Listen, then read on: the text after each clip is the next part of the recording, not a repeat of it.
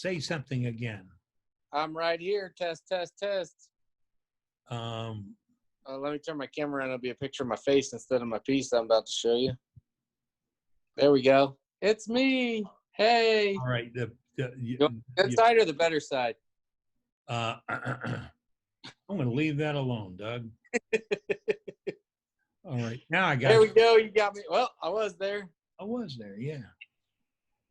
They tell me There there's I an easy button to do this. All right. Let me flip this bad boy around.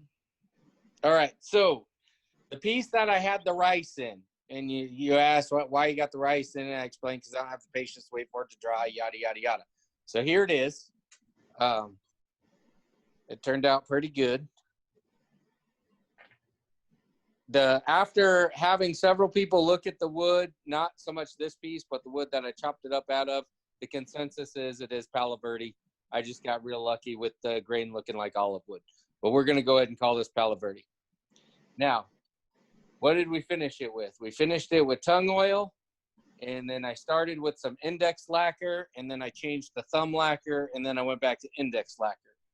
Does everybody know what that is? No. That's the lacquer can. You start off with your index finger, but then it gets fatigued, so you take the thumb lacquer. Hey, I'm making notes. This is not fair. I'm making notes. Yeah. That's the tug oil that I used. Okay, earlier tonight, we were having the discussion about the face plates. This piece was huge when I started off, and it absolutely was done on a face plate. And that's the cutoff. I actually still happen to have it on there, so I grabbed it just to show it tonight. That is the face plate that comes with the Powermatic. Those are countersunk screws? Yeah. They're all the way down in there. Nothing's going to get caught on them, and they are not drywall screws. I had some cutoffs left over from this piece, so I decided to grab one and see what I could make out of it. It didn't have very pretty grain on it, except for down towards the bottom. I had some, but there's no finish on this piece at all. But that was a cutoff, so hopefully you can kind of see that angle right there. Makes a great scoop for the rice bag. Yeah, or a Barbie doll chair or something. My wife collects Snoopy figurines, so she's already had a Snoopy thing in there. I had to take it out to bring it in tonight. And then you turned it with that angle in there. Say that again? You turned it with that angle on it. I did. Yeah. So it was spinning like so. Now, and there's the worm screw. So I had started off between centers. So the center was kind of hitting around in this area, and it didn't work out so well. It let me know when it decided to detach, but I was at a very low speed because it wasn't balanced. No danger. Then I decided to change over to a worm screw. Went a little deeper than I needed to, but it was a junk piece of wood anyway. But you had asked me when I showed you what I'd gotten for Father's Day if I would do a demo on it. Not tonight, but eventually I will. But that is how I hollowed the big piece, and it is actually also how I was able to turn this without getting my hands too close in there and banging up some regular handheld tools. So that's the cool little toy that my wife and kids got me for Father's Day. And so if anybody is interested in one, all I can tell you is about the brand that I got. It's the first one I've ever had, so I can't really compare it to any other hollowing system. But I'm very pleased with it. I just basically watched their video and learned as much as I could, and then I jumped right into it. And it's so simple to use. They are. And you scratch your head and say, "Why didn't I have this?" Yeah, they're not cheap, but man, it was easy to use. Yeah. Thank you, Doug. Anything else tonight? That's all I got for y'all, unless anybody's got questions. That looks like that'd be a good M&M scoop to me. Yeah, there you go. If you really, really like M&Ms. All right. Let's check in now with co-host Ron Radliff. Do you have anything to add, Ron? Nothing this time, sir. All right. I like your backdrop tonight. That's a nice picture. That's a virtual backdrop, but did you take that picture? Nope, got that off the web. Okay. Because you're up there in that country where you get some beautiful sights. Hey. Do we have any new members tonight? Well, let's see. Who's out there? Well, I'm a new guy. You're Oh, a new that's- guy. Say it again. Say it again, because Tell us who you are and tell us a little bit about your turning. okay. Are you still with us? Oh, I lost a little audio there. This is Paul Dotson. I'm a new guy. Oh, I'm sorry. Well, we thought you'd been around because you sent those pictures to us. Yeah, I lost a little audio there. Anyway, I'm a fairly new fella here doing this. I've been turning for a little while. I don't know, for years. I turned on an old Oliver. It was a combination machine where you could turn metal or wood because the rack, the tool rack was upside down, so nothing got in it. But I just got into it recently. You see some of them shelves back there on the wall? Yeah. I did that. Those are I turned them out of a billet. I turned it around, then I split them in half, and then I paper glued them, put them back together, and turned the Victorian style, and then I split them apart. And then there's a matching set. I can turn the camera. There's one over there in the corner. The puzzle that I cut out of a stair tread. I haven't done anything fancy lately. Just simple stuff. Just your. Let me see.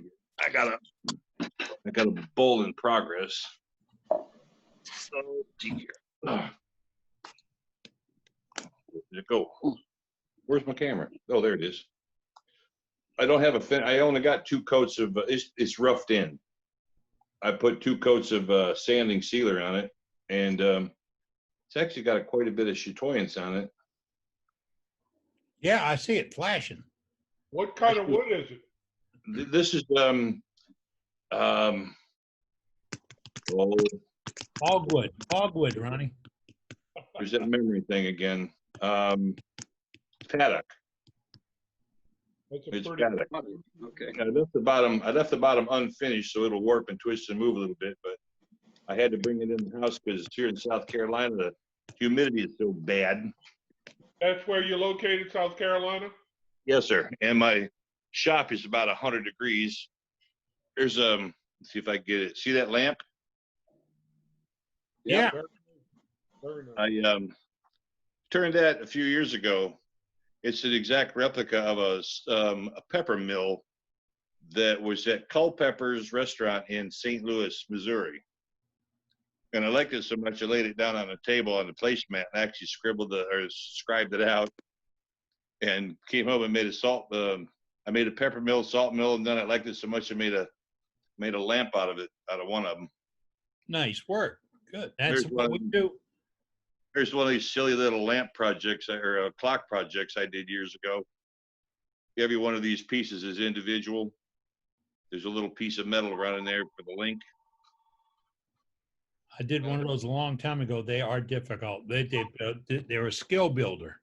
Yeah, and I think I got a wristwatch type like you got in your shop there by your bandsaw. Here's a hat rack that I made out of zebra wood years ago. All my Air Force hats on there. Some walking sticks, some miscellaneous stuff. All right.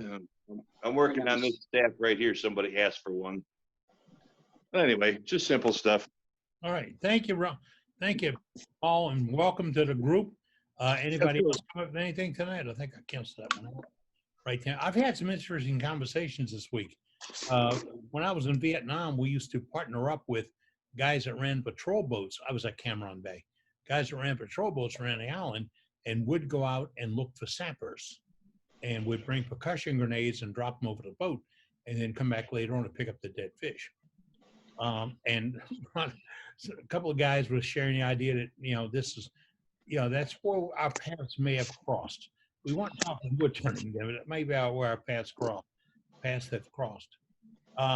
7 after the hour. Anybody else got something tonight they'd like to chat about? We got about 25 minutes rock and roll with, and if you've got an idea or a tip, a hint, or something that is, we can talk about wood turning. I'd like to hear it from you. Hey, Andy, I got a question to pose out there to the group. All right, you're on. Whoop. So nothing we're going to be able to answer all tonight, but maybe if y'all want to go on the Facebook page, or you can shoot me an email or whatever. But I'm looking for any type of input from any of you all that have built your own shop. So right now I'm set up in a pretty decent room that's actually part of my house. I walk through my door and I go into my kitchen. Well, my wife's fixing to kick me out because I get too much dust in the house. So I've sold the RV. I've got my spot where I'm going to build the shop, but that's the point where I'm at. So I'm looking for things that from you all that have built your own shops, things that you wish you hadn't done or things that you wish you had done. So I can basically plagiarize off of you all and build me a shop. That's what I'm looking for. All right, and we'll take sketches here. We can do share screen for sketches if you got them, or photographs, or whatever. That can happen. I've drawn mine out 4 or 5 times, but management says no. I'm going to have to talk to her about the dust and dirt that comes in. But then she'll tell me live in the shop. And so if anybody else got anything like that, and really, Doug, that's a good idea. Yeah. I mean, where do you place your lathe? How much room do you allow for you? Where's your grinding station? Do you have a flat spot behind you you can work on? How far is the trip to your bandsaw and your drill press and your sanding machine? If you use a plate and sander, all that stuff. I mean, if you look at all, I can't use this term loosely. Look at all the toys in your shop and how they work and how much room you need around them. And that'll help you with the spacing and positioning. I learned I put a drill press in the corner one time. Big time mistake. Big time mistake. I just lost half the use of the drill press because I could only go about this long, before I hit a wall. And same thing with my bandsaw. I put it too close to the wall. And I cut, although it's a 14-inch bandsaw, I couldn't go too far because I hit the wall. So I would like to see those details and some input from you folks, how you do it. I don't care what your sketch looks like. I mean, you can draw as bad as Dane does and it's still okay. Doug, how big a shop you want to build? I said that wrong, Dane. I'll start to say you can draw as well as Dane does. No, it's all good. All right. But really, if you go down in your shop, all you folks that are blessed to have a fair-sized shop, look at the area you actually need to make that work. Because we all can't have a fair-sized shop. If we're doing a shop, it's got to be very efficient, very cost-worthy. The one I designed for my yard would have a sloped roof that would slope away from the west, so that in the afternoons when things really got cooking here in South Louisiana, I wasn't catching direct sun on the roof. And that raised the cost a little bit. But then I had 4-inch insulation in the roof, so I wasn't going to go too far anyway. And foam insulation at that. See, I kind of got over the deep end. So How big a shop you want to build, Doug? So on the smaller end, I'm looking at probably a 12 by 30. I've got a shed that's out there in the backyard right now that the boys are grown and moved out, kind of just containing a bunch of stuff I don't need. So I might be taking out the shed. And then if I do, then I could actually probably go 12 by like 48. all right. Man. Got some happy folks out there who come share your place. Yeah. And I've got one old boy in my wood turning club up here in Presque Valley. His shop is almost as much square footage as my house. And I'm like, and then he's got a house next to that. I'm like, okay, I'm not a brain surgeon. I can't afford that kind of shop. But your tax dollars pay me pretty well, especially with the promotion. So I should be able to get a deal.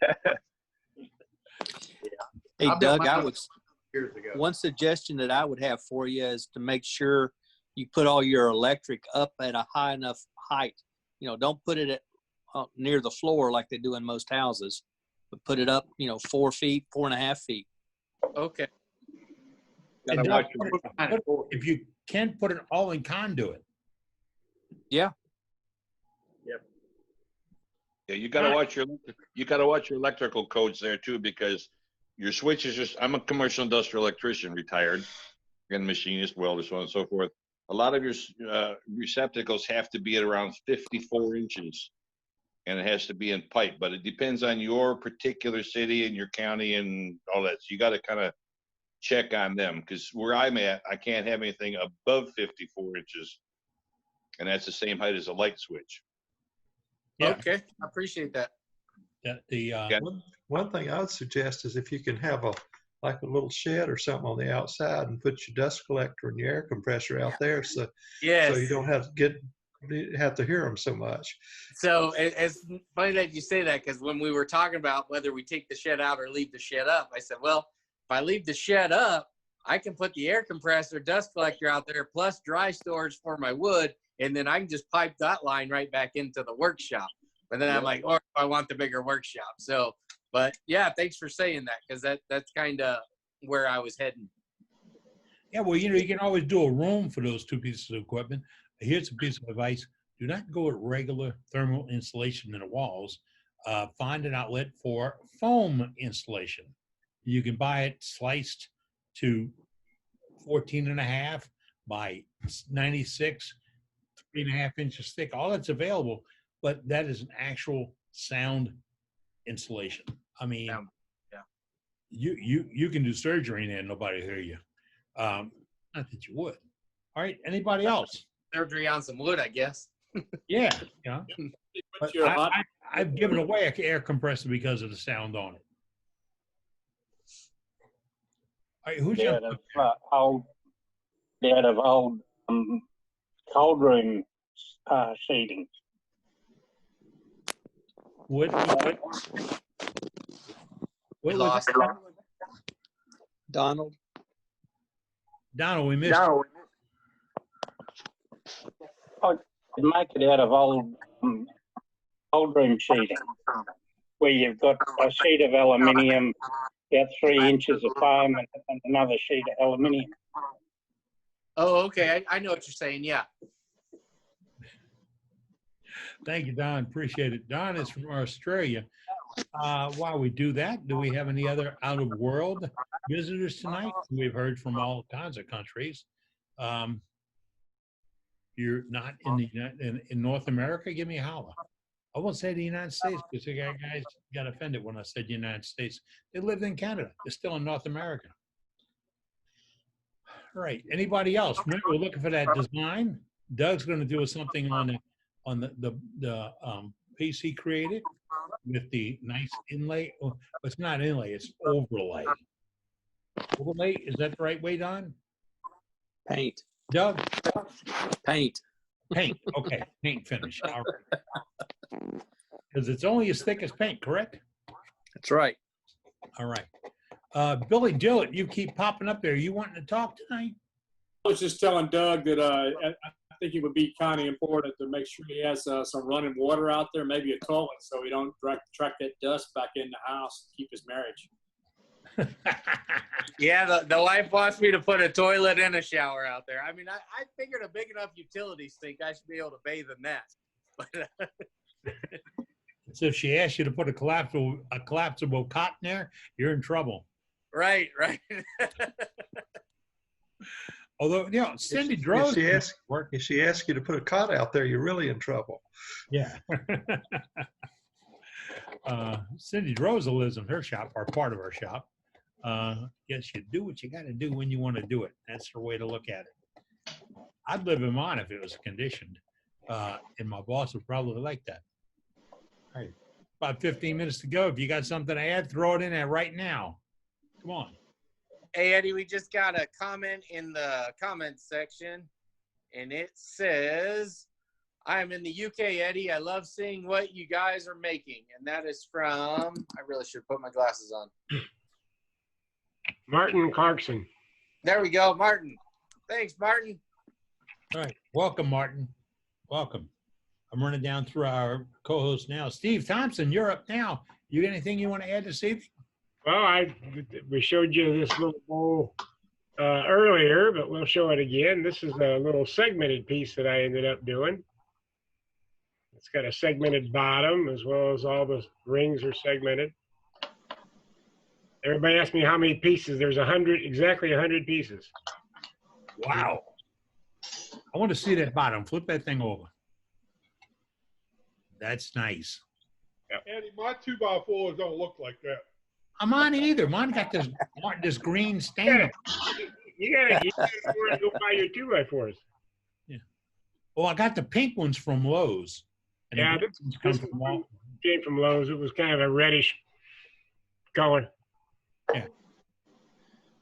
And But that was just a test to make sure I could do what I think I can do. And now I'm gonna, like I said, I'm gonna redo the same type of bowl, but I'm gonna do it with a chestnut. all right. I'm gonna have to get away from the $1.99 2x4s though. Hey, where you getting 2x4s for $1.99? I don't find that. All right, and remember, when you made this a piece, that's not junk wood, just not off the top shelf. Right. Yeah, because we don't turn anything that's junk wood. Nope. I hear some guys use that phrase sometimes. I got junk. No, it's fog wood found on ground. And thank you, Steve. Folks, if you got anything to add to us tonight, I just saw Dane's camera pop back up again. If you got anything you want to add tonight, this is where you got to add it. We got some features planned for the next couple of weeks. But you know what? No, you don't know what. If you've got something you like us to target, if you like a particular subject, if you have a particular thing. See, I'm a great fan of platters. See what the platter behind me and the wall over here? Let me get it right. That wall over here? I probably have 25 platters hanging on our garden room wall, which is my den, or our den. I'll get in trouble for that. But I turn platters, and I'll turn it out of anything I can get. So if I get little squares and I cut them into triangles and put them in a match pattern type thing, it might look like garbage when you start. But when you get done and put the right finish on it, you'd be surprised when you change the angle and grain in one piece and you put a good finish on it, the look will seem to dance at you when you go across the room. We're going to talk about it. And my buddy Brian up in north of the lake in New Orleans, he's been turning platters forever. And I think he's all the way up to about 4.5 or 5 inches now. Just doesn't have any luck keeping the outside edges as he goes along. If you got a nice platter, this one I have over in the corner over here has got some tooling I did with an NSK tooler to a pattern. Didn't come out too good. That's why you're not looking at it. NSK. I've got one on the other wall that I cut. I made the bottom very thin, left the outside edges 1/4 inch. But then I really got thin on the inside.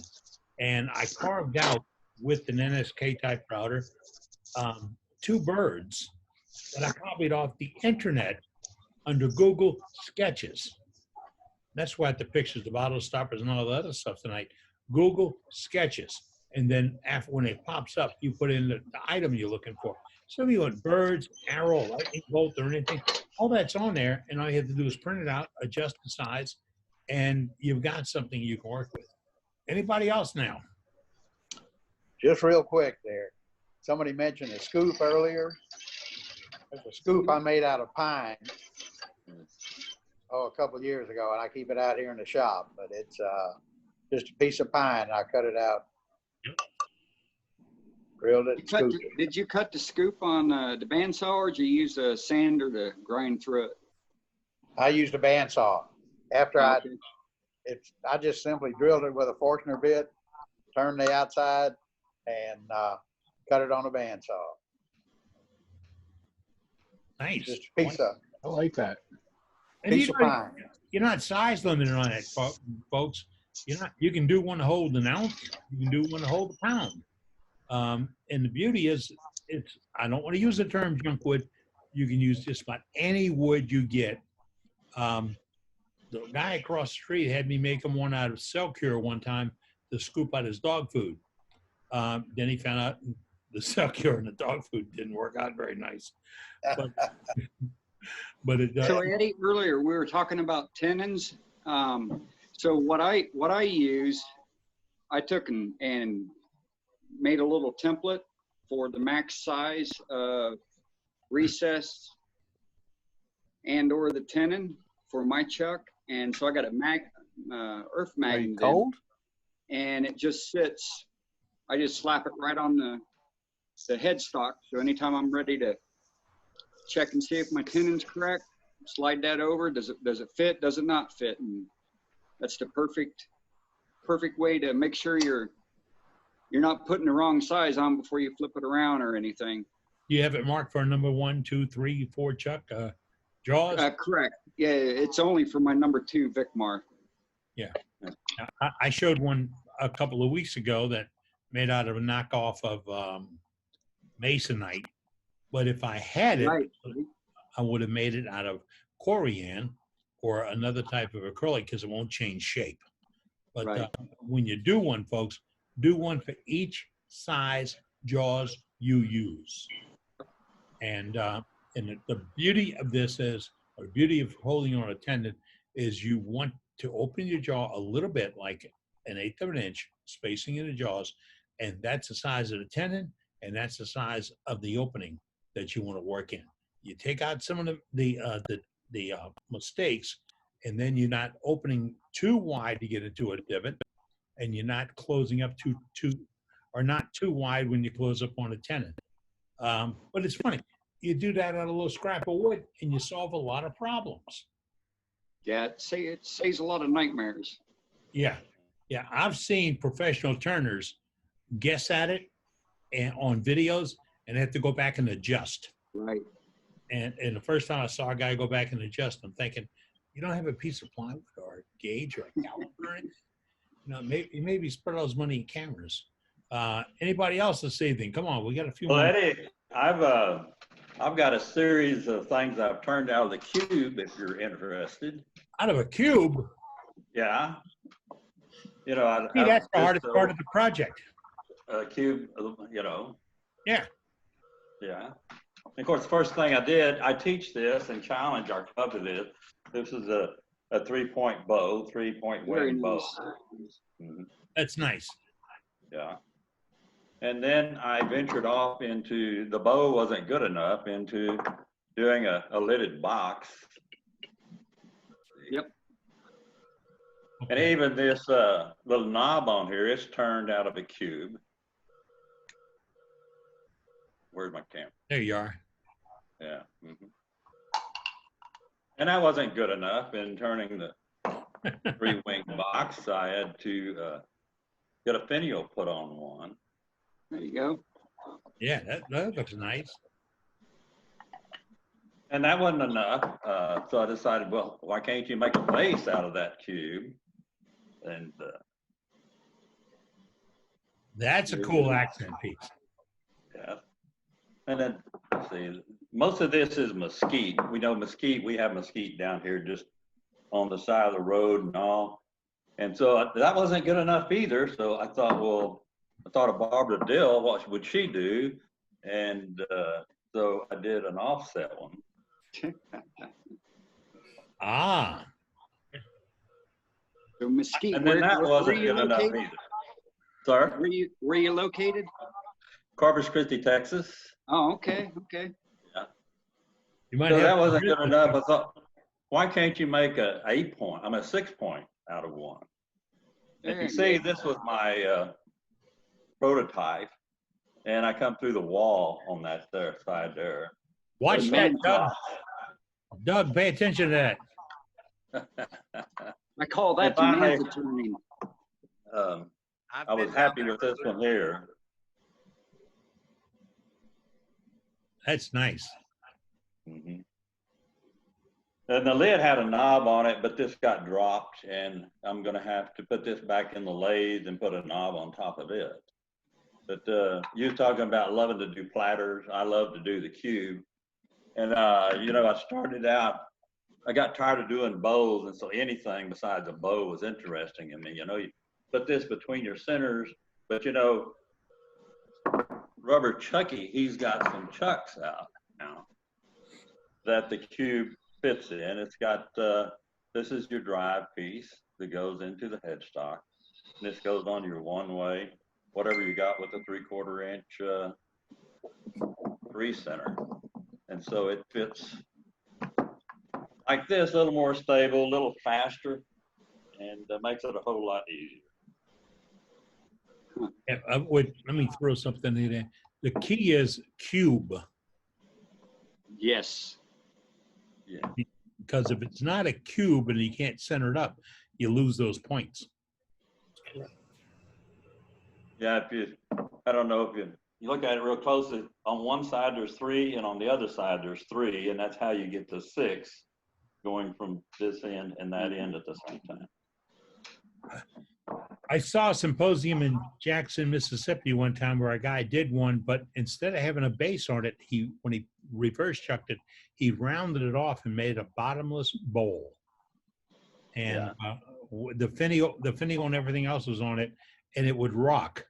And it wouldn't roll over, but it would rock or move.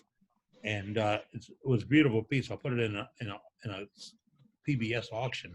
Wish I could have just kept it, but I made a promise. Really nice. I appreciate that. Anybody else in this evening? Remember, we're open right now. Great work. Yeah, really Thank nice you. work. Good finishes too. Really good finishes. Hey, Eddie. Question. Hey, Eddie. Bob Pacini here.